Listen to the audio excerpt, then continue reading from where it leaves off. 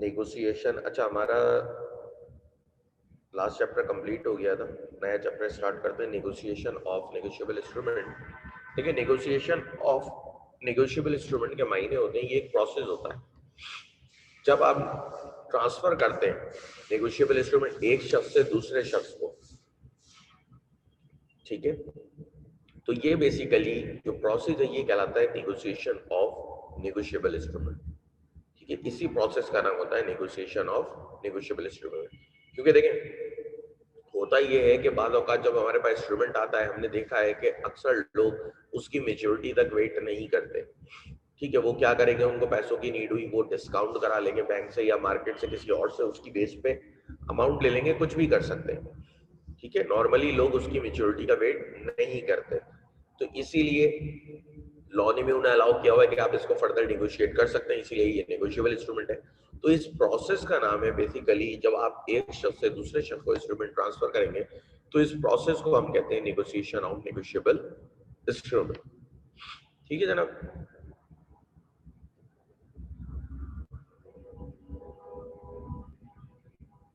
अच्छा, अब कितनी तरह से ट्रांसफर हो सकता है, देखिए दो तरह से हो सकता है। एक तो होता है ट्रांसफरेबल बाय नेगोशिएशन, एक होता है ट्रांसफरेबल बाय असाइनमेंट। असाइनमेंट आपने पहले भी पढ़ा है कि असाइनमेंट क्या प्रोसेस होता है, जब आपके पास किसी चीज के राइट्स हो और आप वो किसी दूसरे को असाइन कर देते हैं तो वो असाइनमेंट होता है। नेगोशिएशन को हम देखते हैं, देखिए when a promissory note, bill of exchange और check is transferred to any person so as to constitute that person the holder thereof, the instrument is said to be negotiated.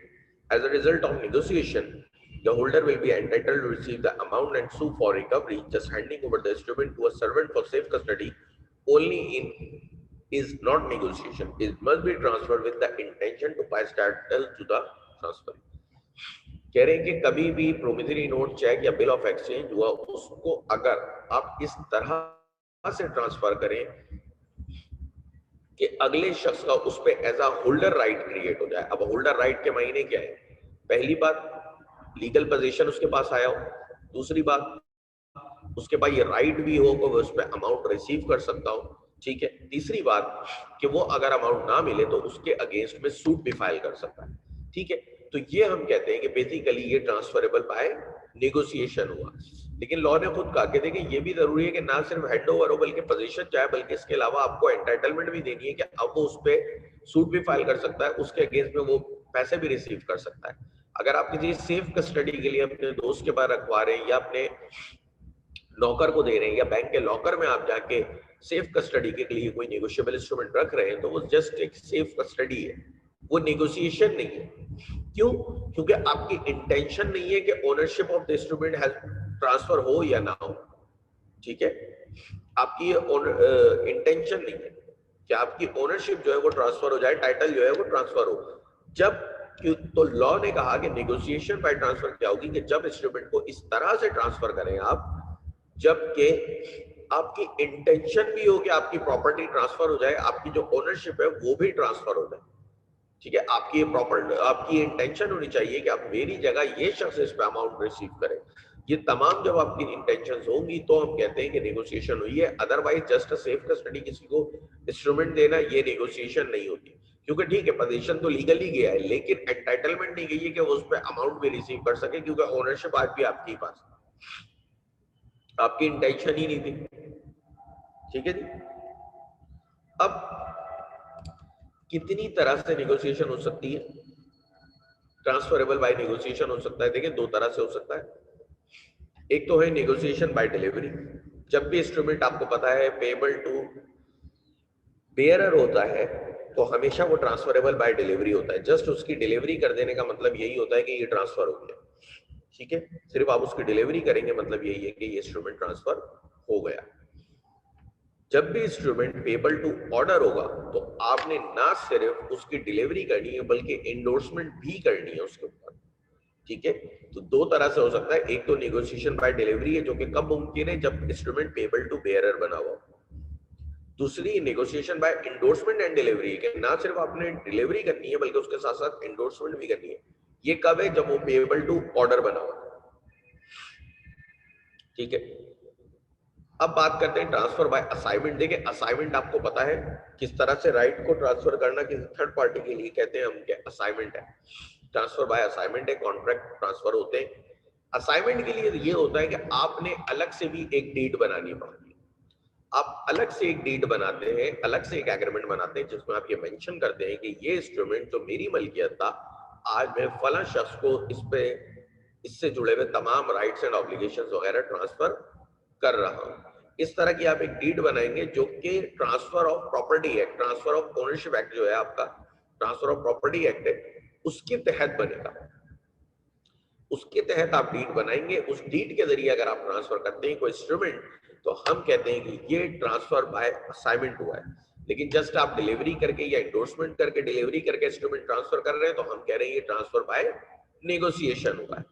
ये दोनों में मेन डिफरेंस है। इसके अलावा भी कुछ differences हैं, वो नीचे लिखे हुए हैं, बड़े आसान से, इनको पढ़िएगा, समझ में ना आए तो मुझसे डिस्कस कर लीजिएगा। ठीक है जी, यहां तक क्लियर है? तो आगे बढ़ते हैं हम लोग।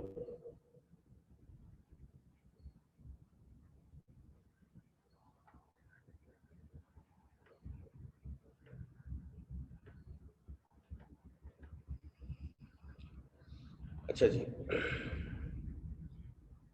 हु में निगोशिएट, कौन निगोशिएट कर सकता है? देखिए हर मेकर ड्रॉयर, अब देखिए ये मेकर ड्रॉयर मुख्तलिफ नाम इसलिए हैं क्योंकि इंस्ट्रूमेंट मुख्तलिफ है, पार्टीज मुख्तलिफ होती हैं। प्रोमिसरी नोट में मेकर होता है, बिल ऑफ एक्सचेंज में ड्रॉयर होता है। ठीक है, तो एवरी मेकर, ड्रॉयर, पेई और endorsee, and where there are several makers, drawers, pays or endorsees, all of them jointly may negotiate an instrument provided the negotiable instrument of such instrument has not been restricted by the express word used in the instrument.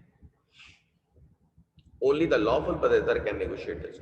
देखिए पहली बात तो हर dryer, maker, endorsee, endorse होता रहता है तो आपको पता है इंडोर्सी बढ़ते रहते हैं, तो हर किसी का ये राइट है कि वो इंस्ट्रूमेंट को फर्दर नेगोशिएट कर सकता है, मजीद उसको आगे ट्रांसफर कर सकता है, फर्दर उसको नेगोशिएट कर सकता है। ठीक है जी, बशर्त ये कि उस इंस्ट्रूमेंट की जो नेगोशिएबिलिटी है, जो ट्रांसफरेबिलिटी है, उसको रिस्ट्रिक्ट ना कर दिया हो कि ये इंस्ट्रूमेंट आगे ट्रांसफर नहीं होगा, या इस तरह के कुछ वर्ड्स आप ना लिख दें उस पर कि फिर वो मजीद आगे ट्रांसफर ना हो सकता। क्योंकि अगर आप ऐसे वर्ड्स लिख देंगे तो ठीक है, वो बिल ऑफ एक्सचेंज या प्रोमिसरी नोट तो रहेगा, लेकिन फिर वो नेगोशिएबल इंस्ट्रूमेंट नहीं रहेगा, क्योंकि आपने उसकी ट्रांसफरेबिलिटी को रिस्ट्रिक्ट कर दिया। और नेगोशिएबल इंस्ट्रूमेंट का मेन एसेंस ही यही होता है कि वो ट्रांसफरेबल होता है। ठीक है, और ये भी याद रखिएगा कि हमेशा जो लॉफुल पजेसर होता है, जिसको लॉफुल इंस्ट्रूमेंट मिला है, वही नेगोशिएट उसको कर सकता है। तो इस चीज को भी ध्यान में रखिएगा। ड्यूरेशन ऑफ नेगोशिएबिलिटी, कितने वक्त तक आप कर सकते हैं? The negotiable instrument can be negotiated by any person until payment. However, the maker, drawer or acceptor can negotiate it until maturity. देखिए पहली बात, जब तक नेगोशिएबल इंस्ट्रूमेंट की पेमेंट नहीं होती उसको हर बंदा नेगोशिएट कर सकता है। लेकिन जो ड्रॉयर, एक्सेप्टर और मेकर हैं, जो प्रिंसिपल्स हैं आपके, जो बिल्कुल बिगिनिंग से स्टार्ट थे ना, जो प्रिंसिपल थे, जिनकी प्रिंसिपल लायबिलिटी, वो लोग मेच्योरिटी तक, जब तक वो मेच्योर ना हो जाए तब तक उसको नेगोशिएट कर सकते हैं। भले पेड हो गया हो, मेच्योर ना हुआ, अगले ने उनसे लिया ना हो, वो आगे उसको नेगोशिएट कर सकते हैं।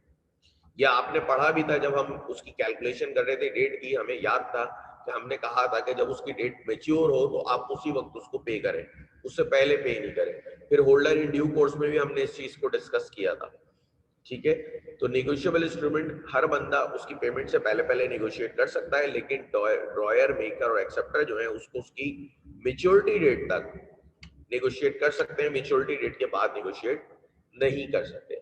अब क्योंकि नेगोशिएशन में एक बड़ी इंपॉर्टेंट चीज थी एंडोर्समेंट, और काफी टाइम से हमारे बीच मौजूद है, जब से हम ने नेगोशिएबल इंस्ट्रूमेंट स्टार्ट किया है, तो पहले दिन से ही हमारे बीच में एंडोर्समेंट मौजूद है। क्योंकि मैंने उस वक्त आपको बताया था कि एक साइन वगैरह करके हम जब नेगोशिएबल इंस्ट्रूमेंट ट्रांसफर करते हैं तो हम उसे कहते हैं कि हमने इंडोर्स किया है। तो इसको डिस्कस करेंगे। अब इसमें मुख्तलिफ इसकी वैलिड एसेंशियल्स हैं कि एक वैलिड एंडोर्समेंट क्या होती है, उसकी कितनी तरह की काइंड हैं, क्योंकि मुख्तलिफ तरह की एंडोर्समेंट आपके पास होती है। ठीक है, मुख्तलिफ तरह से हम एंडोर्स कर सकते हैं इंस्ट्रूमेंट को। तो एंडोर्समेंट पे चलते हैं।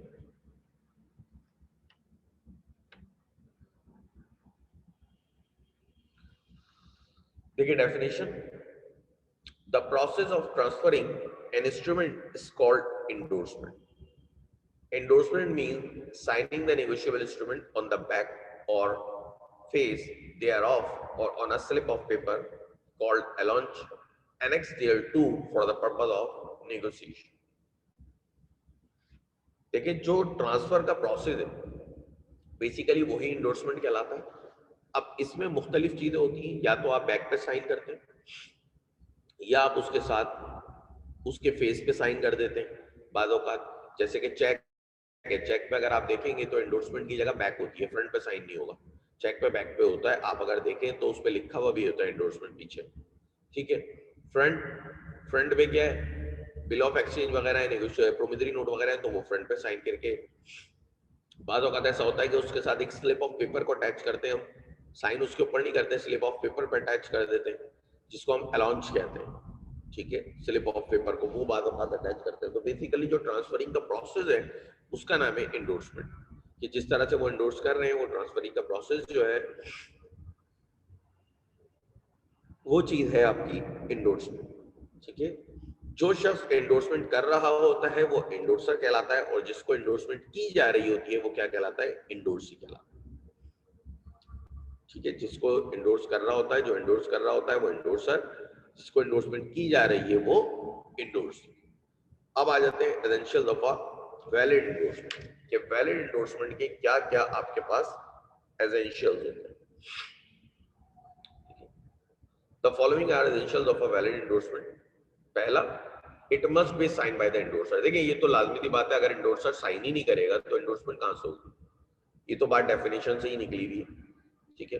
कि जब तक वो साइन नहीं करेगा इंडोर्समेंट कैसे होगी, इंडोर्समेंट हो ही नहीं सकती. फिर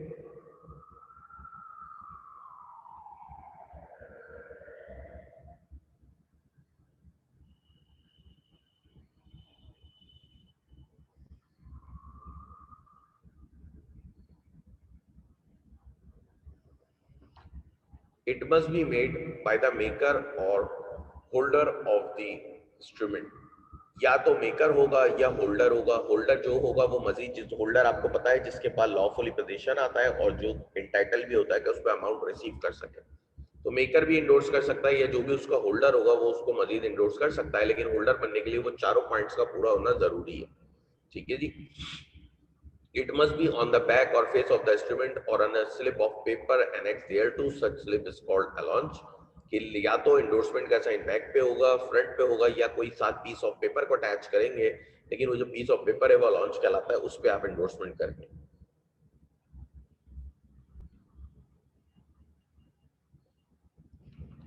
It must be made by ink.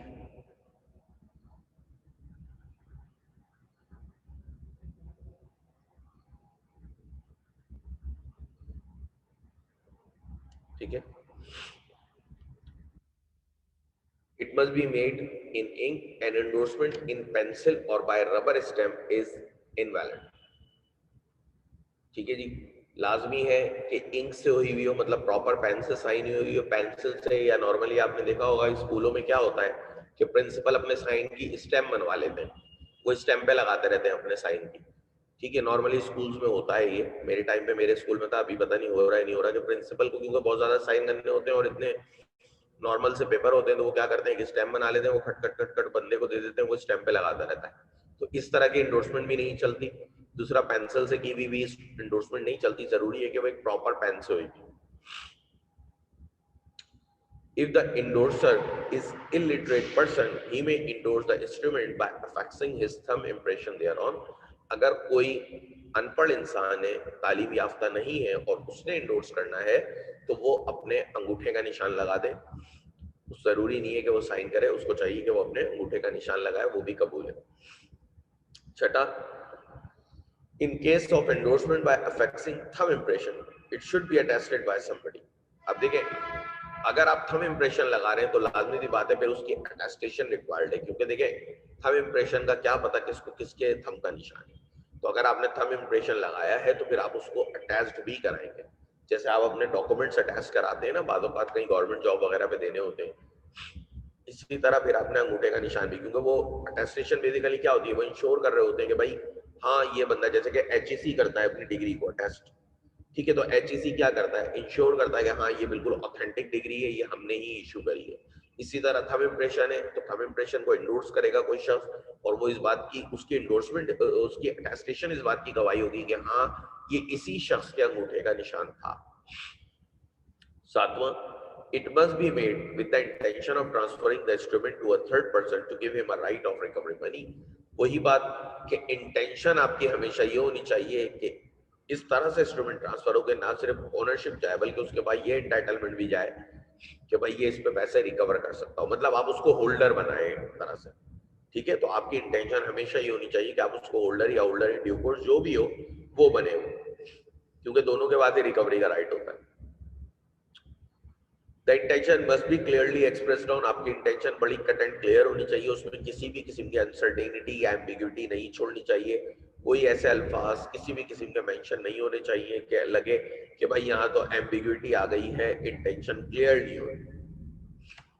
It must be completed by the delivery of instrument, और इंडोर्स करके ना सिर्फ आपने अपने पास ही नहीं रखे रहना है, उस शख्स को डिलीवर भी करना है। तो जब तक आप डिलीवर नहीं करेंगे तब तक इंडोर्समेंट का प्रोसेस जो है वो कंप्लीट नहीं होगा।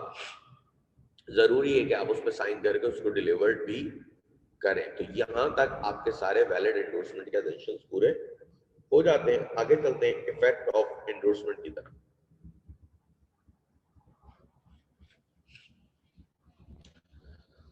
देखिए, when a negotiable instrument is endorsed and delivered to the endorser, the ownership of the instrument and the right of further negotiation passes to the endorsee. ये बड़ी आसान सी बात है और बड़ी कॉमन सी बात है कि जब आप एंडोर्समेंट करेंगे तो लाजमी बात है जो राइट पहले आप उस पर रखते थे वो राइट अगले के पास चलेगा, ठीक है। अब वो उसको फर्दर नेगोशिएट भी कर सकता है, क्यों, क्योंकि उसके पास इंस्ट्रूमेंट आ गया, वो एंडोर्सर है, एंडोर्सी है, ठीक है। दूसरा, वो चाहे तो उस पर पैसे भी ले सकता है। ये तमाम राइट जो आप कैरी कर रहे थे वो तमाम के तमाम एंडोर्स हो गए नेक्स्ट थर्ड पार्टी के बाद। क्यों, क्योंकि एंडोर्समेंट सिर्फ प्रोसेस ट्रांसफर, इंस्ट्रूमेंट ट्रांसफर होने का नाम थोड़ी है। जो राइट आप कैरी कर रहे थे वो तमाम के तमाम राइट अब वो शख्स भी कैरी कर रहा है, ठीक है। वो कैरी कर रहा है कि वो उसको फर्दर नेगोशिएट अब कर सकता है, ठीक है जी। क्लियर है यहाँ तक? तो हम एंडोर्समेंट पे चलते हैं, काइंड ऑफ एंडोर्समेंट पे।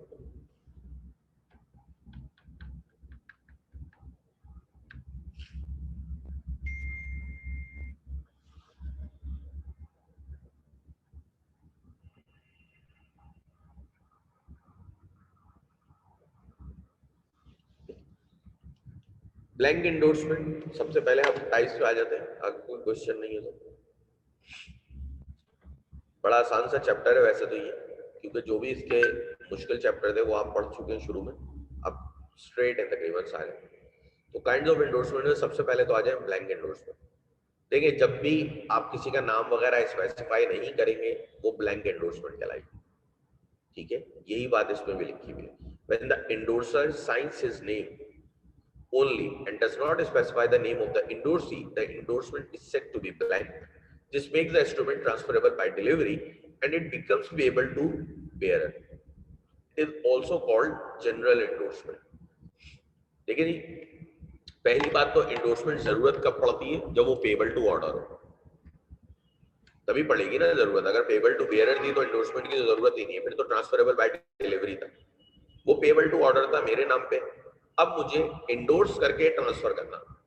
मैंने जब एंडोर्स करा तो मैंने अगले का नाम मेंशन नहीं करा, अब ये मैंने बेसिकली पेबल टू बेयरर कर दिया कि किसी के भी पास अगर वो इंस्ट्रूमेंट होगा तो वही उसका होल्डर बन जाएगा, ठीक है।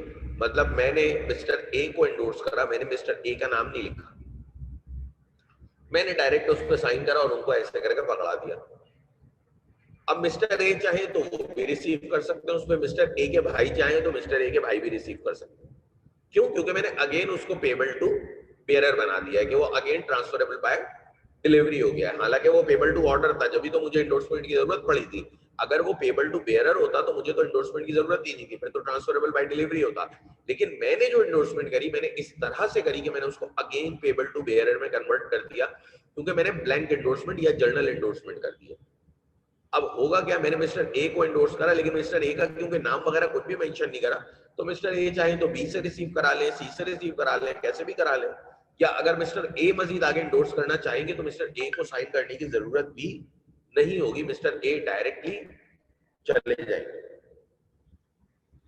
ठीक है, यहां तक क्लियर है? आगे चलते हैं फुल इंडोर्समेंट।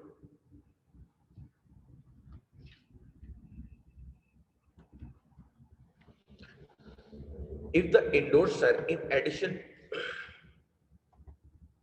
रिपीट कर दूं, देखिए जी, पहली सवाल तो यह आता है कि इंडोर्समेंट की जरूरत कब पेश आती है। इंडोर्समेंट की जरूरत पेश ही तब आती है जब इंस्ट्रूमेंट पेबल टू ऑर्डर बना हुआ, क्योंकि अगर वो पेबल टू बेयरर बना होता तो फिर तो इंडोर्समेंट करके डिलीवरी की जरूरत नहीं थी, फिर तो क्या था, हम सिर्फ डिलीवर करते, नेगोशिएबल इंस्ट्रूमेंट ट्रांसफर हो जाता। हम तो बेसिकली प्रोसेस ही पढ़ लें ना कि नेगोशिएशन ऑफ नेगोशिएबल इंस्ट्रूमेंट कैसे होती है। तो अगर पेबल टू बेयरर को इंस्ट्रूमेंट बनाता तो मैं सिर्फ उसको डिलीवर करता, वो ट्रांसफर हो जाता। लेकिन क्योंकि इंस्ट्रूमेंट पेबल टू ऑर्डर बना हुआ है तो मुझे इंडोर्समेंट की जरूरत पड़ रही है। अब देखिए, बना हुआ था वो मेरे नाम का, फॉर एग्जाम्पल इमरोज के नाम का बना हुआ था। अब मैंने उस पर क्या करा, मैंने उस पर साइन किया और मिस्टर ए को इंडोर्स करा, लेकिन मैंने मिस्टर ए का नाम मेंशन नहीं करा उस पर, मैंने जस्ट साइन किया और पास किया, मेरी इंडोर्समेंट कंप्लीट हो गई। लेकिन अब हुआ क्या है, क्योंकि मिस्टर ए को मैंने मेंशन नहीं करा तो मैंने इंस्ट्रूमेंट को अगेन पेबल टू बेयरर कर दिया। किस तरह से, मिस्टर ए का तो नाम मेंशन ही नहीं है। अब वो इंस्ट्रूमेंट अगर मिस्टर ए चाहे तो सिर्फ जाके मिस्टर बी को डिलीवर कर दे, उस इंस्ट्रूमेंट के होल्डर मिस्टर बी बन जाएंगे और मिस्टर बी जाके उस पर अमाउंट वगैरह रिकवर कर सकते हैं। ठीक है, अगर मिस्टर ए चाहे मिस्टर सी को डिलीवर कर दे, मिस्टर सी रिकवर कर सकते हैं, मिस्टर ए चाहे तो वो खुद भी कर सकते हैं रिसीव उस पे अमाउंट।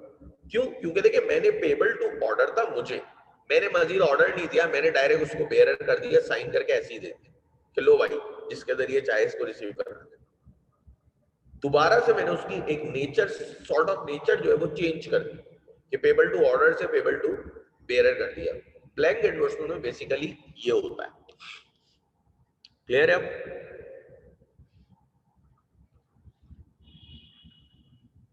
ठीक है, अब हम चलते हैं full endorsement.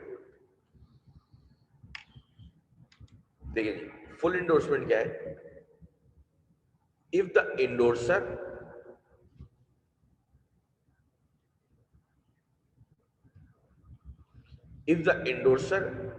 in addition to his signature also adds a direction to pay the amount mentioned in the instrument to or to the order of a specified person, the endorsement is said to be in full or special endorsement. अब देखिए, मैंने instrument endorse किया, लेकिन इस तरह से किया कि मैंने जिसके नाम पे किया, फॉर एग्जाम्पल मैंने ए को दिया, मैंने ए का नाम मेंशन करा कि पेबल टू ए, या मैंने उस पर लिखा payable on the direction of mister A, ये इंडोर्समेंट कहलाएगी फुल इंडोर्समेंट या स्पेशल इंडोर्समेंट। कि मैंने ऑर्डर कर दिया, मैंने भी एक ऑर्डर अटैच करा कि मैंने जिसको इंडोर्स करा या तो उसका नाम मेंशन कर दिया, या उसके ऑर्डर पे मैंने कहा कि भाई फला शख्स को आप पेमेंट कर दिएगा।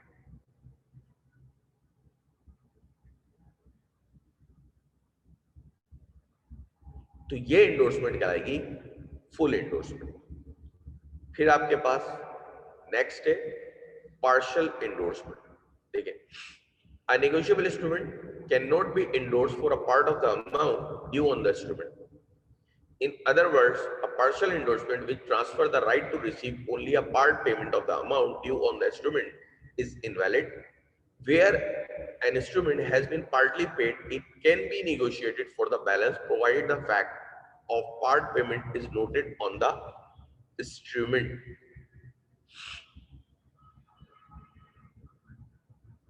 देखिए जी, अगर कोई भी नेगोशिएबल इंस्ट्रूमेंट है, पहली बात तो पार्शियली कभी भी वो नेगोशिएट नहीं हो सकता, मतलब ट्रांसफर हो ही नहीं सकता। 10,000 का इंस्ट्रूमेंट है, आप बोले 2,000 मिस्टर ए को दे दें, 3,000 मिस्टर बी के नाम पे इंडोर्स कर दें, ठीक है, बाकी के 5,000 मिस्टर सी के नाम पे इंडोर्स कर दें, ये एक इनवैलिड इंडोर्समेंट है, हो ही नहीं सकती।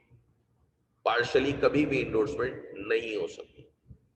कौन सी वाली पार्शियल इंडोर्समेंट हो सकती है, इसको जरा समझिएगा।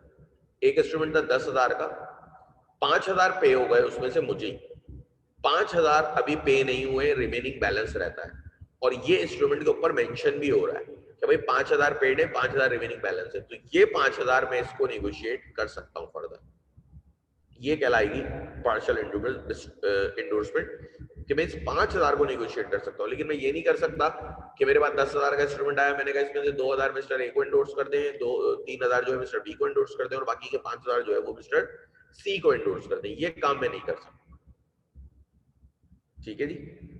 ये एक इनवैलिड इंस्ट्रूमेंट है, इंडोर्समेंट है। लेकिन अगर कोई बिल पार्शियली पेड है और पार्शियली अनपेड रहता है, तो वो जो अनपेड का अमाउंट है, अगर वो मेंशन भी है बिल के ऊपर कि ये अमाउंट अब अनपेड है, तो वो मैं इंडोर्स कर सकता हूं, भले प्रो नोट हो या बिल ऑफ एक्सचेंज हो, कुछ भी हो, ठीक है। चेक में आपको पता है कि पार्शियल की कोई सूरत हाल नहीं होती, जितना अमाउंट लिखा होता है उतना ही पे होता है, ठीक है जी। फिर एक और काइंड है रिस्ट्रिक्टिव इंडोर्समेंट। ऐसे इंडोर्समेंट क्या है कि आपने खुद तो इंडोर्स किया, लेकिन फर्दर इंडोर्समेंट को रिस्ट्रिक्ट कर दिया। पार्शियल रिपीट कर दूं, बता देता हूं भाई। देखो, पहली बात, पार्शियल इंडोर्समेंट को थोड़ा समझो कि किस तरह से पार्शियल होगी। अगर कोई इंस्ट्रूमेंट तुम्हारे पास 10,000 का पड़ा हुआ है, टोटल अमाउंट है 10,000, अब तुम इंडोर्स करना चाह रहे हो कि यार इसमें से मैं 2,000 रुपए ए के नाम पे इंडोर्स कर दूं, 3,000 रुपए बी के नाम पे इंडोर्स कर दूं और 5,000 रुपए सी के नाम पे कर दूं। तुमने क्या करा, उस 10,000 को 3 हिस्सों में ब्रेकअप कर दिया। ये एक इनवैलिड इंडोर्समेंट है, लॉ ने इजाजत नहीं दी हुई इसकी, मना है। लेकिन अगर कोई इंस्ट्रूमेंट तुम्हारे पास पार्शियली पेड हो चुका है, फॉर एग्जाम्पल 5,000 का इंस्ट्रूमेंट था, 3,000 रुपए तुम्हें पे हुए हुए उसमें, और इंस्ट्रूमेंट के ऊपर लिखा हुआ भी है ये बात कि 3,000 हम पे कर चुके हैं, बाकी के 2,000 भी पे करना रहते हैं, तो ये 2,000 अनपेड है, इसका मतलब ये पार्शियली अनपेड है। अगर ये तुम चाहो तो ये जो अनपेड वाला अमाउंट है, अगर ये उसके ऊपर मेंशन है, तो तुम इसको इंडोर्स कर सकते हो किसी भी एक शख्स। लेकिन इसको भी तुम ये नहीं कर सकते कि ये जो 2,000 अनपेड है, इसमें से 1,000 मिस्टर ए को इंडोर्स कर दो, 1,000 मिस्टर बी को, नहीं। तुम वो अनपेड अमाउंट किसी एक बंदे को ही इंडोर्स कर सकते हो।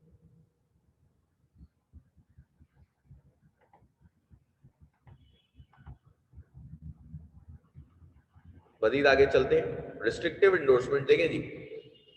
रिस्ट्रिक्टिव इंडोर्समेंट क्या है कि आप इस तरह से इंडोर्समेंट करेंगे कि मजीद फर्दर इंडोर्समेंट उसकी रुक जाएगी, मजीद फर्दर इंडोर्स नहीं हो सकता। आप तो कर देंगे, लेकिन आगे की आपने रिस्ट्रिक्ट कर दी, नाम से ही जाहिर है, रिस्ट्रिक्ट कर दी, इंडोर्समेंट हो गई। When endorser by express words prohibits the endorsee for further negotiating the instrument or restrict the endorsee to deal with the instrument as directed by the endorser, it's called a restrictive endorsement.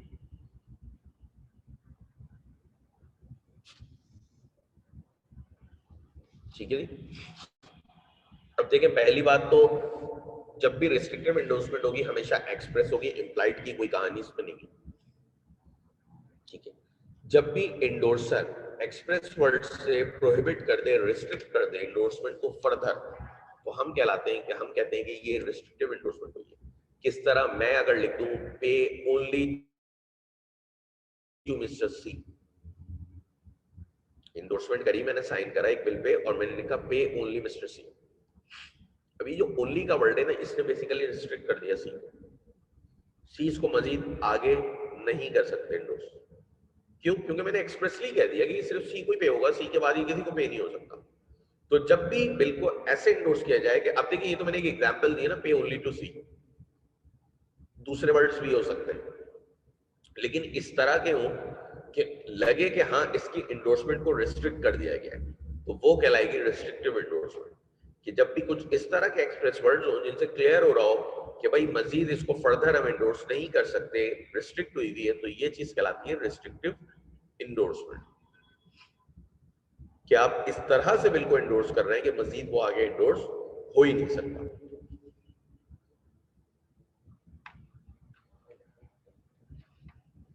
अब हम आते हैं पांचवी kind पे, conditional endorsement. अब लाजमी सी बात है, कोई कंडीशन आप अगर अटैच कर देते हैं तो वो नाम से ही जाहिर है कंडीशनल इंस्ट्रूमेंट बन जाता है। जिस तरह, if the endorser of a negotiable instrument by express word in the endorsement makes his liability dependent on the happening of a specified event, although such event may never happen, such endorsement is called conditional endorsement। कि जब भी आप अपनी endorsement को depend करा दें किसी event के होने के ऊपर, भले वो इवेंट जिंदगी भर ना हो। जैसे कि मैं अगर कोई बिल एंडोर्स करूं और मैं कहूँ आप अगर आईसीएम में फर्स्ट पोजीशन ले आए, मेरे सर्टिफिकेट ऑफ मेरिट ले आए, तो आपको ये बिल पे होगा।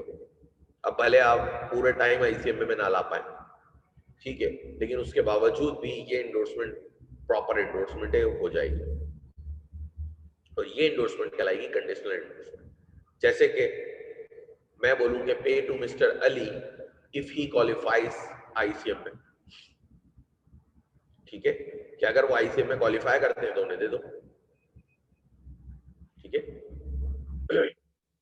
मैं इस तरह की बात करूं कि अगर वो आईसीएम में, if he will qualify ICM में, पे टू मिस्टर अली, कि भाई मिस्टर अली को पे कर दें अगर वो आईसीएम में क्वालिफाई करेंगे तो, ठीक है, या करते हैं तो, जो भी कुछ भी वर्ड यूज कर सकते हो, ठीक है। तो जब भी एंडोर्समेंट को मैं हमें कभी भी किसी इवेंट की हैपनिंग पर डिपेंड कराऊंगा, भले वो इवेंट मुमकिन हो, वो इवेंट कभी भी ना हो, ठीक है, वो इवेंट भले कभी भी ना हो, लेकिन अगर मैं उस पर डिपेंडेंट कराऊंगा तो फिर सीधी सी बात यह है कि ये एंडोर्समेंट कहलाएगी कंडीशनल एंडोर्समेंट। इन कंडीशनल इंस्ट्रूमेंट, अगला पैरा पढ़े, the liability of the endorser arises only upon the happening of the event specified. If the event does not happen in a specified time, the liability of endorser comes to an end. The endorsee cannot claim payment from prior parties, he can claim payment from the original party on which. देखिए हमें ये बात मालूम है कि negotiable instrument में क्योंकि negotiate होता रहता है, ट्रांसफर होता रहता है, तो एक के बाद एक पार्टियां जुड़ती रहती हैं, और हमें ये भी पता है कि हर पार्टी हर सब्सिक्वेंट पार्टी के लिए लायबल होती है। लेकिन एट द एंड मैंने आपको बताया था ये चेंज जाके प्रिंसिपल के पास जाएगी, जो कि प्रिंसिपल कौन है, आपके मेकर हो गए, ड्रॉयर हो गए, ये लोग जो पेई है, ओरिजिनल पार्टी जो है जिसने इनिशिएट हुआ था जहां से, वो आपकी मेन एक्सेप्टर वगैरह जो है वो प्रिंसिपल है। तो at the end chain back to back जाते जाते उन्हीं के पास जानी है। तो अगर कंडीशनल एंडोर्समेंट के नाम पे आपको कोई बिल आ गया था कि भाई अगर तुमने आईसीएम में क्वालिफाई किया तो तुम्हें पेमेंट होगी, इस तरह का था, तो देखें अगर इवेंट होगा तो लायबिलिटी मैच्योर होगी। फॉर एग्जाम्पल मैंने एक बिल मेरे पास आया, मैंने एंडोर्स होता ही होता आया, लेकिन मैंने जब एंडोर्समेंट करी तो मैंने इस तरह से करी, मैंने अपने भाई को दी, मैंने कहा भाई देखो अगर तुम आईसीएम में क्वालिफाई करोगे तो इस बिल पे जो अमाउंट है वो तुम ले लेना जाके इस शख्स से, ये मैंने एंडोर्समेंट करी है, ठीक है, या मैं पे करूंगा, बल्कि कि अगर मैंने उसको इस तरह से नेगोशिएट किया, मैंने कहा भाई इस बिल अगर तुम आईसीएम में क्वालिफाई करोगे तो इस बिल पे जो अमाउंट है वो तुम्हें मैं पे करूंगा। ये मैंने क्या करा, उसके आईसीएम के क्वालिफाई होने के ऊपर इवेंट को डिपेंड करा दिया, पेमेंट के इवेंट को डिपेंड करा दिया। अगर वो आईसीएम में क्वालिफाई नहीं कर पाया एक टाइम पीरियड के अंदर, अगर मैंने टाइम पीरियड भी मेंशन किया है तो बहुत ही अच्छी बात है कि फॉर एग्जांपल मैंने कहा 4 साल के अंदर अगर कर लो, जो कि मिनिमम टाइम इस वक्त, पहले 3 था अभी 4 हो गया, ठीक है, अगर मैं बोलूंगा मिनिमम टाइम के अंदर आप कर लो या 4 साल के अंदर कर लो, तो और 4 साल के बाद वो नहीं कर पाया तो मेरी लायबिलिटी तो होगी ही नहीं उसके ऊपर, मैं लायबल नहीं हूँ। क्यों? क्योंकि मेरी लायबिलिटी तो एक्टिव ही तब होनी थी, मैं लायबल होना ही तब था जब वो इवेंट अकर होगा। वो क्वालिफाई कर ही नहीं पाया उस टाइम पीरियड के अंदर, तो मेरी लायबिलिटी तो अकर हुई पहली बात। लेकिन देखिए बिल तो उसके पास है, अब वो बिल की जो पेमेंट है वो सिर्फ और सिर्फ जो ओरिजिनल पार्टी थी ना, जो आपके मेकर, ड्रॉयर या एक्सेप्टर थे, उनसे जाके रिसीव कर सकता है।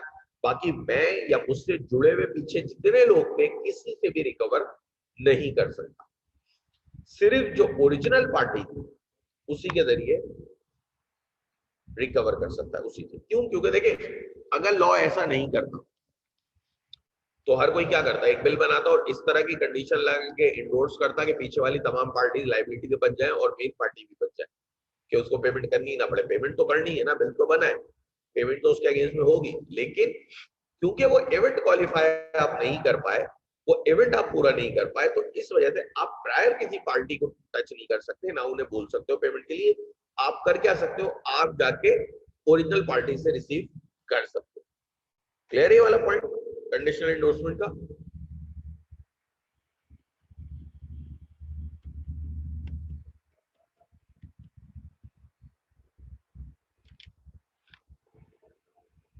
ठीक है, फिर हम चलते हैं sense recourse, sans recourse endorsement.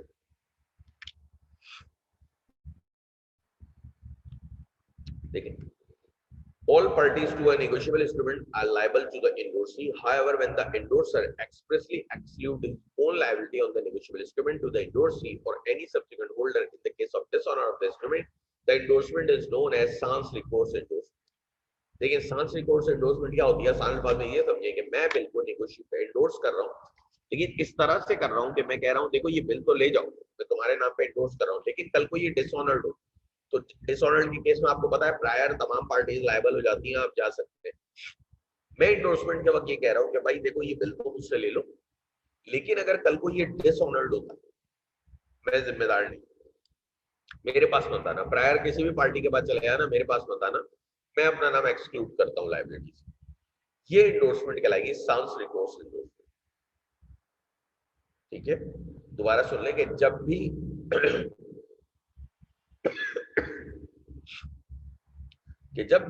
आप किसी को बिल एंडोर्स करें या कोई भी नेगोशिएबल एंडोर्स करें, लेकिन इस तरह से करें कि आप लायबिलिटी में से अपना नाम एक्सक्लूड कर लें, अपना नाम हटा लें, तो वो एंडोर्समेंट कहलाती है सांस रिकोर्स एंडोर्समेंट। कि कल को अगर ये डिसऑनर्ड हो तो आप मेरे पास नहीं आएंगे, तो बात खत्म, ये चीज कहलाएगी सांस रिकोर्स एंडोर्समेंट।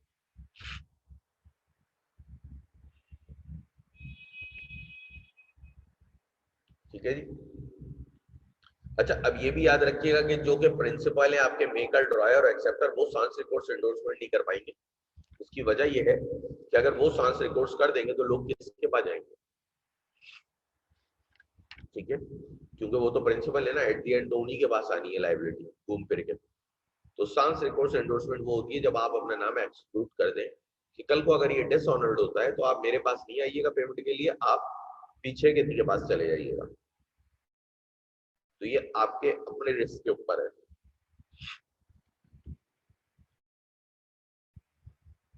फैक्यूलेटिव, ठीक है, फैक्यूलेटिव endorsement, when the endorser expressly give up some of his right under negotiable instrument, the endorsement is called facultative endorsement। ठीक है, जब आपका जो एंडोर्सर है वो कोई भी राइट खुद से छोड़ रहा है, जैसे कि एक राइट होता है कि अगर बिल डिसऑनर्ड होगा तो आपको नोटिस मिलेगा। फॉर एग्जाम्पल, मैंने अगर किसी को एंडोर्स किया था और एंडोर्सी के बाद जाके वो बिल डिसऑनर्ड हो रहा है, उसकी पेमेंट की वजह से या किसी भी वजह से डिसऑनर्ड होता है, मुझे डिसऑनर्ड का नोटिस देना है, एंडोर्सी का काम है और मेरा राइट है, उसकी ड्यूटी है, मेरा राइट है। ये हम पढ़कर आ रहे हैं कि जरूरी चीज है, मैंडेटरी है। अगर मैं खुद से ये राइट छोड़ के एंडोर्समेंट करूं, मैं बोलूं ठीक है अगर डिसऑनर्ड भी हो आप मुझे नोटिस मत देना, डायरेक्ट वो हो जाएगा, तो लाजमी सी बात है मैंने खुद से कोई राइट छोड़ दिया, तो ये कहलाएगी फैकल्टेटिव एंडोर्समेंट। ठीक है, फैकल्टेटिव एंडोर्समेंट के जब आप खुद से कोई राइट छोड़ लें। In this case, the endorsee is relieved of his duty to give notice of dishonor to the endorsee. The endorser remains liable to endorsee for non-payment even though notice of dishonor has been given to him. ठीक है, अब देखें हो क्या रहा है। Basically notice का right मैंने वेव करा है कि आप मुझे नोटिस मत देना, जो कि मेरा राइट था कि अगर मेरा बिल डिसऑनर्ड होता है तो आप मुझे नोटिस देंगे। मैंने बोला आप मुझे नोटिस मत दीजिए, ये मैंने अपना राइट छोड़ दिया, तो आप अपनी एक ड्यूटी से सुबुकदोश हो गए, खत्म हो गए, पीछे हट गए कि अब वो आपको नहीं देंगे।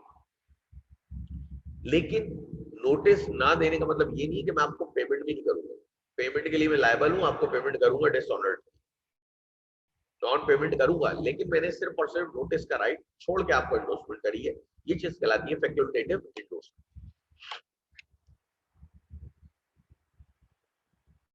ठीक है जी, यहाँ पे आके आपकी एंडोर्समेंट 7 तरह की काइंड है, खत्म हो गई। एक दफा मैं कुचल साहब में देख लेता हूँ, शायद कोई और भी लिखी हुई हो।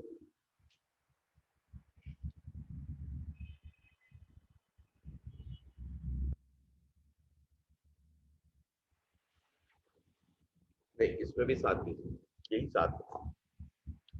ठीक है,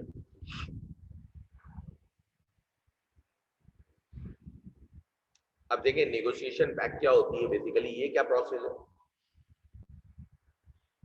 नेगोशिएशन बैक होती है एक चीज आपने इंडोर्स करी और घूम फिर के वो आपके पास ही आ जाए।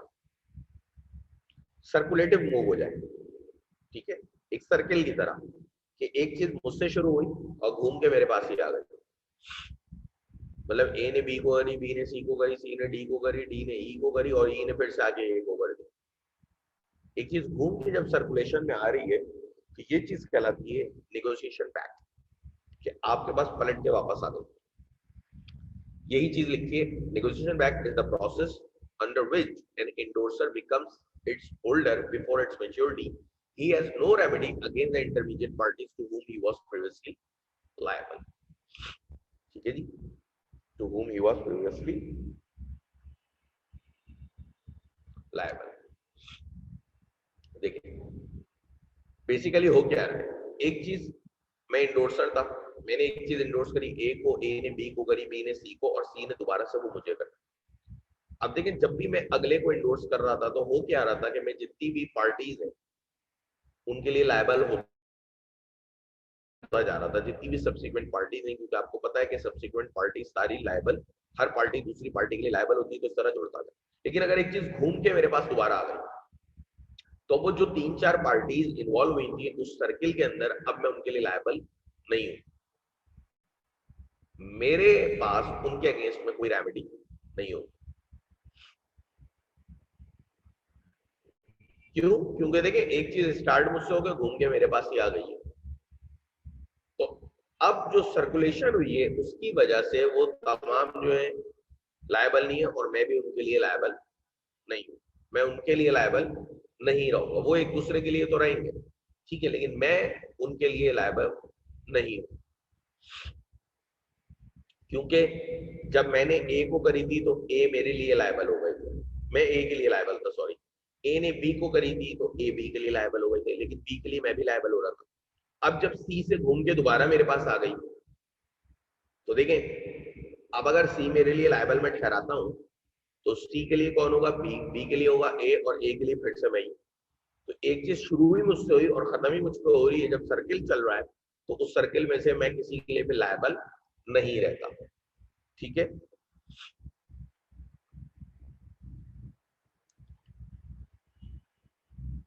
और इसीलिए मेरे पास उनके अगेंस्ट में कोई रेमेडी भी नहीं आती, मेरे पास भी कोई रेमेडी नहीं है, क्योंकि देखें अगर मैं फॉर एग्जाम्पल एक चीज मैंने ए को दी, ए ने बी को दी, सी ने फिर मुझे दी, अगर मैं ए पे सूट फाइल करूंगा उसकी, ठीक है, या ए मुझ पे करते हैं, या चले सी से मेरे पास आई है ना, सी से मेरे पास आई दोबारा घूम के तो डिसऑनर्ड हुई, मैंने सी पे फाइल करा, सी ने ए बी पे करा, बी ने ए पे करा, ए ने मुझ पे ही कर दिया। तो इसलिए लॉ ने कहा कि जब भी सर्कुलेशन मूव हो जाए, जब भी नेगोशिएशन बैक हो जाए, तो आप ना फिर इंटरमीडिएट पार्टी जो उससे जुड़ी हुई थी ना उनके लिए आप लायबल है, ना उनके अगेंस्ट में आपके पास कोई रेमेडी मौजूद है, क्योंकि एक चीज आपसे शुरू होकर आप पे ही खत्म हो रही है। अब उन इंस्ट्रूमेंट्स के क्या इफेक्ट्स होते हैं जो कि आपने अनलॉफुल मीन से हासिल किए हुए हो, मतलब इलीगली हासिल किए हुए हो, लॉफुल ना हो आपके पास, ठीक है। उन इंस्ट्रूमेंट्स के क्या इम्पैक्ट्स आते हैं? When the holder of a negotiable instrument loses it, सबसे पहले loss instrument, when the holder of a negotiable instrument loses it, the finder gets no title to it. The finder cannot lawfully transfer it. The owner can recover it from the finder, but if the instrument is transferable by delivery, a holder obtaining it from the finder in good faith for consideration and before maturity can recover payment from all the parties. If the instrument is transferable by endorsement, the finder cannot negotiate it except by forging the endorsement. देखिए अगर कोई instrument खो जाता है तो हम ये पढ़कर आ रहे हैं कि अगर वो पेबल टू बेयरर था तो वो बहुत ही रिस्की इंस्ट्रूमेंट है। क्यों? क्योंकि वो जिसको मिलेगा वो उसको फर्दर नेगोशिएट कर सकता है। देखिए जिसको वो पड़ा मिल रहा है वो तो फाइंडर ऑफ गुड्स के केस में आ गया ना, और फाइंडर ऑफ गुड्स के पास ओनरशिप तो नहीं होती, लेकिन क्योंकि वो ट्रांसफरेबल बाय डिलीवरी है तो वो किसी को भी इंडोर्स करके उससे पैसे वगैरह ले सकता है, कुछ भी कर सकता है, क्योंकि ट्रांसफरेबल बाय डिलीवरी। लेकिन अगर वो ट्रांसफरेबल बाय डिलीवरी नहीं था, वो पेबल टू ऑर्डर बना हुआ था, तो देखिए ट्रू ऑनर के पास ये राइट होता है, पहली बात तो फाइंडर ऑफ गुड्स से वो कभी भी आके अमाउंट को रिकवर कर सकता है, ये तो आपने सारी चीजें पढ़ी हुई है, ठीक है। लेकिन समझने की बात ये कि अगर वो पेबल बाय बेयरर था, पेबल टू बेयरर था, तो फिर तो फाइंडर ऑफ गुड भी उसको नेगोशिएट कर सकता है, मजीद ट्रांसफर कर सकता है, क्योंकि जस्ट डिलीवरी करना, ट्रांसफर करना है, हालांकि उसके बाद लॉफुल पोजीशन नहीं आया। लेकिन अगर वो पेबल टू ऑर्डर बना हुआ था तो फिर यहाँ पे देखिए फायदा ये है यहाँ पे कि यहाँ पे फिर वो इंडोर्स नहीं कर सकता उसको मजीद। क्यों? क्योंकि उसको साइन करके इंडोर्स करना है और साइन करने की अथॉरिटी अभी उसके पास है नहीं, क्योंकि उसके पास लॉफुली पोजीशन नहीं आया, उसके पास अनलॉफुल मीन से आया, उसको तो फाइंडर ऑफ गुड्स के केस में पड़ा मिला है। ठीक है, अब सिर्फ वो एक ही काम कर सकता है, वो फोर्जरी कर सकता है कि जाली साइन करके इंडोर्स कर दे। ठीक है, इस तरह का काम कर सकता है, और इस तरह का काम करेगा तो लाजमी बात है उसको सजा वगैरह तो मिलेगी, पकड़ा जाएगा आगे जाके, लेकिन वो सिर्फ फोर्जरी कर सकता है, इसके अलावा वो लीगली ट्रांसफर नहीं कर सकता। अच्छा, अब पेबल टू बेयरर पे थोड़ी सी और बात कर ले। पेबल टू बेयरर में एक और मसला भी है। पेबल टू बेयरर था इंस्ट्रूमेंट, उसको मिल गया फाइंडर ऑफ गुड को, फाइंडर ऑफ गुड का उसको ट्रांसफर बाय डिलीवरी था तो डिलीवरी ट्रांसफर तो किया। लेकिन अब यहाँ पे भी सीन ये है कि भाई जो भी शख्स होल्डर बन रहा है वो शख्स बोनाफाइड इंटेंशन के तहत होल्डर बने और कंसिडरेशन के अगेंस्ट में ले रहा है, लेकिन बोनाफाइड इंटेंशन पे ले। ये ना उसको पता होगा ये इसका नहीं है, ये चोरी का है, फिर भी उससे ले रहा होगा। नहीं, ये मैलाफाइड इंटेंशन ना, उसकी इंटेंशन बोनाफाइड होनी चाहिए। ठीक है जनाब।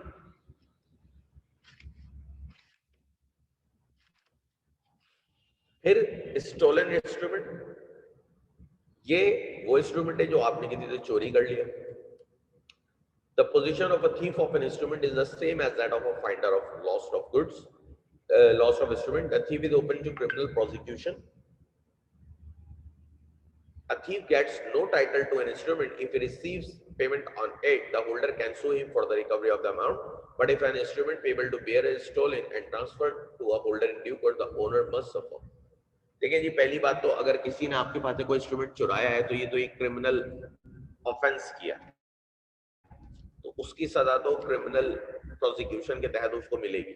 लेकिन हमने इम्पैक्ट पढ़ना है कि इंस्ट्रूमेंट पे क्या इम्पैक्ट आएगा। देखिए जी, पहली बात, अगर किसी ने आपके पास इंस्ट्रूमेंट चोरी किया है तो उस पर पेमेंट नहीं ले सकता।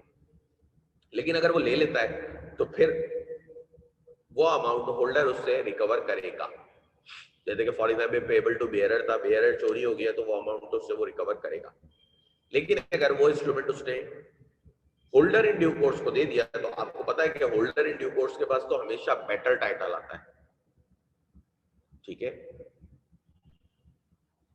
तो होल्डर इन ड्यू कोर्स के पास अगर इंस्ट्रूमेंट चला गया तो होल्डर इन ड्यू कोर्स तो बेटर टाइटल लेता है, तो यहाँ पे ऑनर का नुकसान है, ऑनर को लॉस सफर करना है। फॉर एग्जाम्पल मेरे पास एक ओपन चेक पड़ा हुआ था, वो ओपन चेक किसी ने चोरी किया और उससे कोई चीज खरीद के थर्ड पार्टी को चेक दे दिया, तो वो थर्ड पार्टी उस चेक को कैश करा लेगी और यहाँ पे लॉस मुझे बेयर करना है।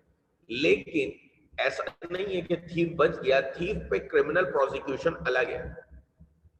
हमने इंस्ट्रूमेंट का इम्पैक्ट देखना था कि अगर वो होल्डर इन ड्यू कोर्स के बाद चला गया तो ओनर सफर करेगा, लेकिन अगर वो होल्डर इन ड्यू कोर्स के बाद नहीं, किसी होल्डर के बाद है, तो मैं उससे अमाउंट रिकवर कर सकता हूं, लेकिन मैं होल्डर इन ड्यू कोर्स से अमाउंट रिकवर नहीं कर सकता, वहां पे मुझे सफर करना पड़ेगा। जैसे कि फॉर एग्जाम्पल मेरी अलमारी में एक चेक था, एक चोर आया, वो ओपन चेक था, उसने चोरी किया और उसने जाके खुद कैश नहीं करा, उसने क्या करा, मार्केट से उससे एक रिंग परचेज कर ली। रिंग परचेज कर ली तो रिंग परचेज करी और उस बंदे को चेक दिया, जिसको चेक दिया वो बन गया होल्डर इन ड्यू कोर्स, क्योंकि कंसीडरेशन के अगेंस्ट में आया। वो शॉप पे गए था, उन्होंने सॉरी बैंक गए, उन्होंने जाके उस चेक से पैसे ले लिए, उन्होंने उस चेक से पैसे लिए। मैं अब उस शॉपकीपर से अमाउंट रिकवर नहीं कर सकता क्योंकि वो होल्डर इन ड्यू कोर्स था, मैं ऑनर हूं, मुझे सफर करना है, मैं थीफ को ढूंढूंगा। ठीक है, लेकिन अगर उस थीफ ने होल्डर इन ड्यू कोर्स को नहीं दिया, किसी होल्डर को दिया था, तो मैं उस होल्डर से तो अमाउंट रिकवर करूंगा, क्योंकि होल्डर आपको पता है कि कंसिडरेशन के अगेंस्ट में जरूरी नहीं कि कंसिडरेशन के अगेंस्ट में उसे नहीं मिल रहा होगा, तो मैं उस होल्डर से अमाउंट रिकवर करूंगा। ठीक है, उस होल्डर से मैं अमाउंट रिकवर कर लूँ। थीफ पे अलग से क्रिमिनल प्रोसिक्यूशन है, ऐसा नहीं कि उसको छोड़ दिया, वो तो चोरी की तो एक अलग सजा है, वो तो क्रिमिनल एक्ट है, वो हम क्रिमिनल लॉ के तहत डील करेंगे। क्लियर है ये stolen instrument?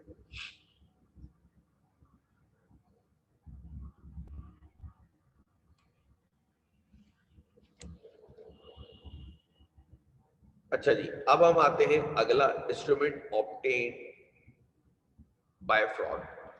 A person who obtains an instrument by fraud, undue influence, or coercion is not entitled to claim payment as his title is defective. But if such an instrument passes into the hands of holder in due course, the plea of fraud cannot be sued against him. वही बात है, अगर किसी ने fraud या coercion या कुछ भी करके इन्फ्लुएंस करके आपसे कोई इंस्ट्रूमेंट हासिल कर लिया, तो भाई उसका टाइटल डिफेक्टिव है, वो उसको इंडोर्स वगैरह कुछ भी नहीं कर सकता। लेकिन अगर वो होल्डर इन ड्यू कोर्स को दे देता है, ठीक है, तो होल्डर इन ड्यू कोर्स जो है, अगर पेबल टू ऑर्डर था और होल्डर इन ड्यू कोर्स के हाथ चला गया, तो होल्डर इन ड्यू कोर्स तो आपको पता है ना कि चीज जो है वो डिफेक्टिव टाइटल से उसके बाद गुड टाइटल हो जाती है।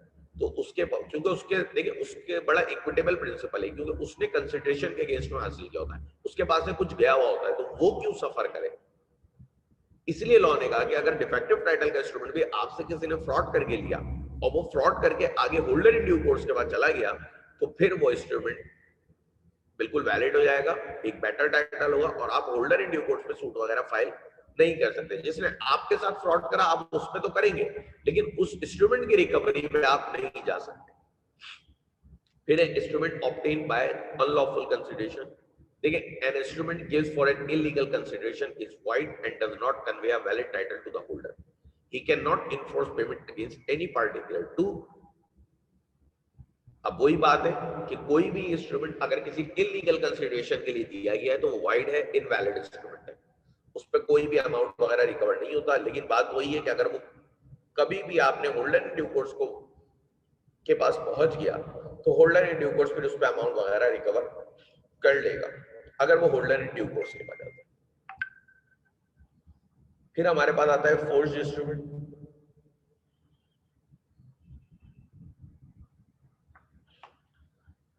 A forged instrument is an instrument on which the signature, एक क्वेश्चन देख लेता हूँ। होल्डर इन ड्यू कोर्स अगर किसी होल्डर को इंस्ट्रूमेंट देता है तो वो भी बेटर टाइटल ट्रांसफर होगा, बिल्कुल बेटर टाइटल ट्रांसफर होगा, क्योंकि देखिए जब एक चीज होल्डर इन ड्यू कोर्स के बाद आ गई ना तो वो धुल के साफ हो गई। जब एक चीज होल्डर इन ड्यू कोर्स के बाद आ गई तो वो धुल के साफ हो गई। इस तरह से समझे, डिफेक्टिव टाइटल था, मेरे पास गुड टाइटल आया है तो मैं गुड टाइटल ही आगे ट्रांसफर करूंगा। ऐसा नहीं है कि मेरे पास डिफेक्टिव आया, डिफेक्टिव टाइटल था, मेरे पास आया, गुड हुआ, मैं आगे दूंगा तो दोबारा डिफेक्टिव हो जाएगा, नहीं, मेरे पास से एक चीज गुजर गई, साफ हो गई। डिफेक्टिव टाइटल था, मेरे पास से गुजरा, गुड टाइटल में कन्वर्ट हो गया।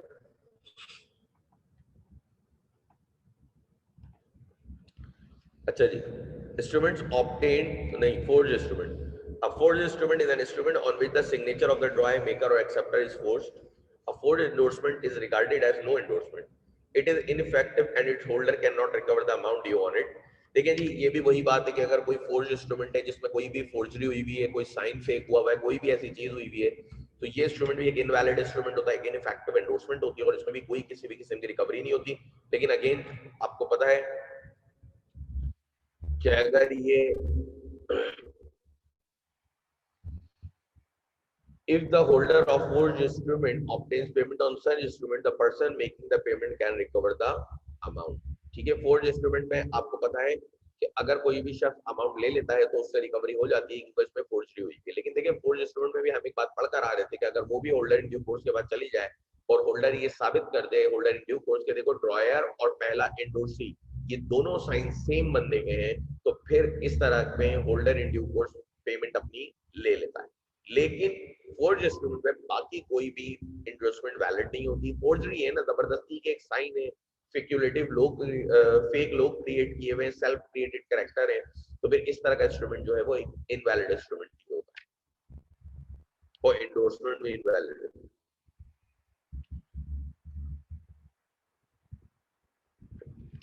फोर्ज इंस्ट्रूमेंट था, फोर्ज इंडोर्समेंट भी देख लें। If an endorsement is forged, the endorsee acquires no title to the instrument, even if the bona fide purchaser. While if the instrument is a bearer instrument or has been endorsed in blank, there is a forged instrument endorsement. The holder gets a good title because holder drives title by delivery, not by endorsement. ठीक है जी, पहली बात, अगर कोई endorsement forged endorsement हुई है, जाली endorsement हुई है, फेक सिग्नेचर है, मतलब मुझे इंस्ट्रूमेंट मिला पड़ा और पेबल टू ऑर्डर था, मैंने फोर्ज साइन किए, जाली साइन किए और मैंने आगे दिया, ये फोर्ज इंडोर्समेंट है। ये इंडोर्समेंट अगर मैं किसी को भी दे दूं जाली साइन कर दे, भले वो बोनाफाइड ही क्यों ना हो इंटेंशन, लेकिन इनवैलिड कहलाएगी।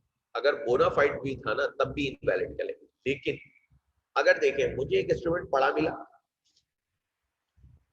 वो ट्रांसफरेबल बाय डिलीवरी था। अगर ट्रांसफरेबल बाय डिलीवरी था तो पहली बात वो फोर्ज एंडोर्समेंट नहीं हुई, वो फोर्ज इंस्ट्रूमेंट हुआ।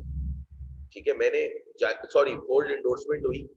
लेकिन देखें पहले केस में क्या हो रहा था, मुझे एंडोर्समेंट बड़ा मिला तो वो पेबल टू ऑर्डर था, मैंने उस पर साइन करा जाली और मैंने आगे दे दिया। जब मैंने जाली साइन करके आगे दिया तो भले अगले ने बोनाफाइड परचेजर भी हो गए, उसके बावजूद वो उसको रिकवर नहीं कर सकता, उसके बाद टाइटल नहीं कर। लेकिन अगर मुझे एक इंस्ट्रूमेंट पड़ा मिलता है और वो पेबल टू बेयरर था, सिर्फ ट्रांसफरेबल बाय डिलीवरी था और मैंने डिलीवर कर दिया और अगले ने बोनाफाइड परचेजर था वो, और उसको ओनरशिप ट्रांसफर हो जाएगी और वो जाके उसको कैश वगैरह जो भी है वो करा सकता है। वजह क्या है? वजह ये कि पहले वाले में जो उसको ओनरशिप ट्रांसफर हो रही थी वो हो रही थी साइन के जरिए, जो कि जाली साइन था। दूसरे वाले में जो उसको ओनरशिप ट्रांसफर हो रही है वो कैसे हो रही है? वो साइन से नहीं हो रही, वो डिलीवरी से हो रही है। जब वो डिलीवरी से ट्रांसफर हो रहा है तो साइन तो है ही नहीं जो फोर्स्ड होगा। ठीक है, ये तो आपकी गलती थी कि आपने उसको पेबल टू बेयरर बनाया था। क्योंकि देखिए पेबल टू बेयरर जब आप किसी चीज को बनाते हैं ना तो वो अपने साथ बहुत हाई रिस्क कैरी करती है। जैसे कि आपने सुना होगा कैश चेक बहुत रिस्की होता है, इसलिए कंपनी क्रॉस चेक देती है जो कि अकाउंट में जमा होता है। ठीक है, कैश चेक एक रिस्की चेक, इसलिए एंडोर्समेंट भी अगर फोर्स्ड है और आपने एंडोर्स करा है फोर्स, तो ट्रांसफर ने फेक सिग्नेचर करा। जब आपने फोर्स सिग्नेचर करा तो एंडोर्समेंट भी आपकी फोल्ड हो गई। लेकिन अगर ट्रांसफरेबल बाय डिलीवरी था तो आपने डिलीवर करा है जस्ट, तो डिलीवर की सूरत में उसके पास सही एंडोर्समेंट जाएगी। पहली बात तो डिलीवरी की सूरत में ये लाइन यहाँ पे लिखी भी है, लेकिन देखिए डिलीवरी की सूरत में तो एंडोर्समेंट हुई नहीं है। एंडोर्समेंट का कहने का मतलब ही यही होता है जब आप उस पर साइन करना है। ट्रांसफरेबल बाय डिलीवरी था, इसका मतलब पेबल टू बेयरर था, उसको जाने की, उसको तो एंडोर्समेंट में आना ही नहीं है। एंडोर्समेंट की तो जरूरत ही तब पड़ रही है जब वो पेबल टू ऑर्डर है, और पेबल टू ऑर्डर है आप साइन कर रहे हैं तो आप जाली साइन कर रहे हैं। अगर वो ट्रांसफरेबल बाय डिलीवरी था तो फिर तो एंडोर्समेंट थी ही नहीं, फिर तो सिर्फ और सिर्फ डिलीवरी थी। इंस्ट्रूमेंट विदाउट कंसिडरेशन, देखिए a negotiable instrument made, drawn, accepted, endorsed or transferred without concession creates no obligation of payment between the parties to the transaction. But if the instrument is transferred to a holder for consideration, such holder can recover the amount due from the transfer for consideration or any prior party. देखिए जी, पहली बात, अगर कोई भी instrument without consideration है तो किसी भी पार्टी के ऊपर कोई भी ऑब्लिगेशन नहीं आती कि वो उस पर पेमेंट करे, क्योंकि कंसिडरेशन नहीं है।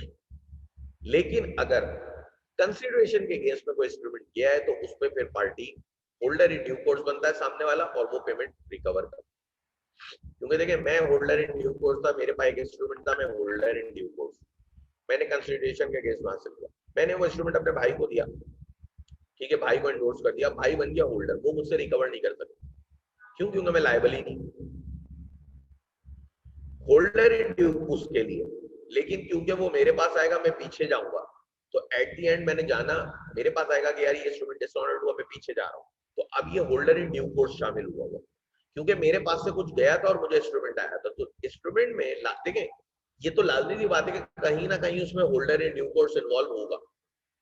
वैसे तो normally 90% holder in due course he involve होगा, होल्डर तो आएगा ही नहीं बाद औकात। ठीक है, लेकिन कभी भी कोई इंस्ट्रूमेंट अगर विदाउट कंसिडरेशन बना था, विदाउट कंसिडरेशन चल रहा है, तो लाजमी बात है उसमें कोई भी पार्टी पे लायबल भी नहीं होती, किसी पे भी पेमेंट की ऑब्लिगेशन नहीं आती, जब तक के इंस्ट्रूमेंट कंसिडरेशन के अगेंस्ट में ना आए। कंसिडरेशन के अगेंस्ट में आएगा तो फिर इंस्ट्रूमेंट पे पार्टी आ जाती है कि वो लायबल हो जाएगा। क्यों? क्योंकि अगले के पास से कुछ गया। अगर एक इंस्ट्रूमेंट जो कि बिना कंसिडरेशन के मूव होता जा रहा है, बिना कंसिडरेशन के बनाया गया, बिना कंसिडरेशन के मूव हो रहा है, तो भाई उस पर काहे किस लिए पेमेंट कर पाएगा लॉ? आपको लायबल क्यों ठहराएगा? क्योंकि अगेंस्ट में एक दूसरे के कुछ जा ही नहीं रहा है। लेकिन अगर कंसिडरेशन शामिल है तो अब देखें, अब यहाँ पे एक शख्स का नुकसान हो रहा है क्योंकि उसके पास से कुछ आया है, तो बदले में उसको कुछ मिलना भी चाहिए। तो इसीलिए लॉ ने कहा कि वहां पे फिर आप लायबल हो जाते हैं। यहाँ पे आके आपका ये वाला चैप्टर एंड हो रहा है और आपका नेक्स्ट चैप्टर है dishonour of negotiable instrument. Last दोबारा रिपीट कर देता हूँ। देखिए लास्ट में क्या कह रहे हैं कि जो भी इंस्ट्रूमेंट विदाउट कंसिडरेशन, मतलब देखिए इंस्ट्रूमेंट हमने बताया ना, विद कंसिडरेशन भी आप किसी को देते हैं, विदाउट कंसिडरेशन। अगर कोई भी इंस्ट्रूमेंट आपने विदाउट कंसिडरेशन बनाया बनाया विदाउट कंसिडरेशन बना था, create no obligation of payment between the party, तो किसी भी पार्टी पे कोई भी ऑब्लिगेशन क्रिएट नहीं होती पेमेंट, क्योंकि वो विदाउट कंसिडरेशन बना था। क्रिएशन जो थी उसकी वो विदाउट कंसिडरेशन। अगर कोई इंस्ट्रूमेंट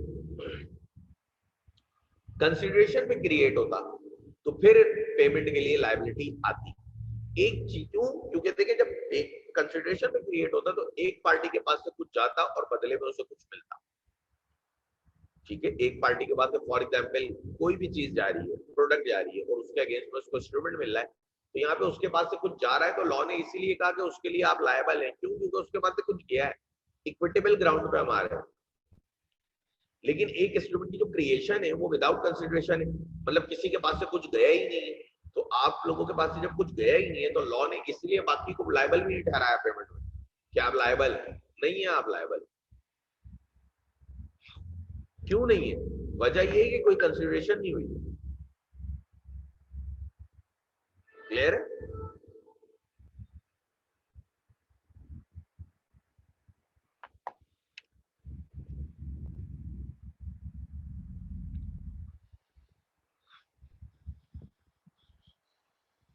अच्छा जी, यहां तक हमारा एक चैप्टर एंड हो जाता है। अब हमारे पास सेकंड लास्ट चैप्टर है, इसके बाद हमारा लास्ट चैप्टर है नेगोशिएबल इंस्ट्रूमेंट का।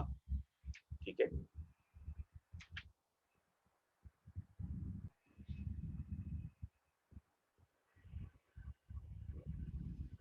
अगर किसी को कुछ पूछना है तो पूछ लें, वरना मैं इसको यहीं तक रखता हूँ। नेक्स्ट कल की क्लास में अगला चैप्टर कराऊंगा और इस वीक हमारा ये नेगोशिएबल एक्ट खत्म हो जाएगा। ठीक है, फिर हमारे दो ही एरिया बचेंगे, एक लीगल स्ट्रक्चर ऑफ पाकिस्तान बचेगा, दूसरा पेपरा रूल्स एंड ऑर्डिनेंस बचेगा। तो हम उसको कवर करेंगे तो इंशाल्लाह ताला फिर हमारा सिलेबस तकरीबन कंप्लीट हो जाएगा। आपके जो मॉक एग्जाम का है उसका एक्सेस मैं पता करता हूँ, वैसे तो नॉर्मली टीचर्स के पास नहीं होता, मैं देखता हूँ अगर उसका एक्सेस होता है तो फिर उसको भी हम यहाँ पे सॉल्व करके देख लेंगे।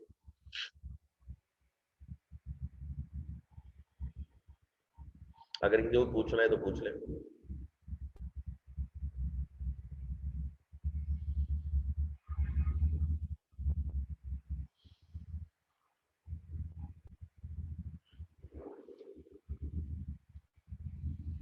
ठीक है, चलें यहीं तक रखते हैं हम।